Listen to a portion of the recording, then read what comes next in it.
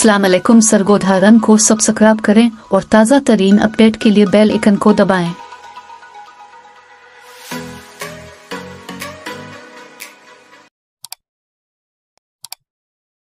आप देख रहे हैं सरगोधा रंग और मैं हूं आपका मेज़बान ज़फ़र हयात। आज मैं आपको किन्नू के हवाले से यहाँ पर मौजूद चंद लोगों से आपकी मुलाकात करवा के इनकी इन्फॉर्मेशन लेके बताता हूँ कि किन्नू क्या चीज़ है और ये सरगोधा के अंदर क्यों मशहूर है।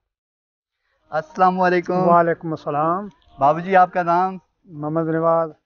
अच्छा बाबूजी, हमारा माल्टा जो है सरगोधे के अंदर बड़ा मशहूर है, जिसे हम किन्नू कहते हैं। हमें हमारी आवाम को इस किन्नू के हवाले से बताएं।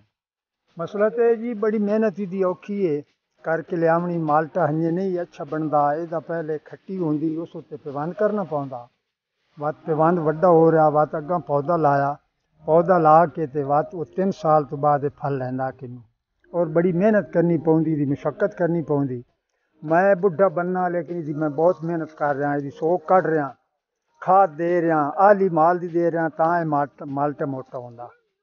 तां ये बड़ी मेहनत औखी बच्चा, मैं तन दसा। अच्छा बाबूजी, मुझे ये बताएं कि हमारी आवाम कहती है कि एक माल्टा होता है, एक किन्नू होता है। इसके हवाले से बताएं कि इनका क्या है आपस में। ये जी किन्नू होंदा, ये जेड़ा माल्टा है किन्नू है, ते एक वो मौसमी माल्टा सददे न, वो माल्टा होंदा। एक अच्छा। फीटर होंदा। अच्छा। ये 3-4 किस्म दा होंदा। एक शकरी होंदा। ये 5-6 किस्म दा माल्टा। आम लोग शहरी किन्नू पसंद करेंदे, सरगोधे दा माल्टा।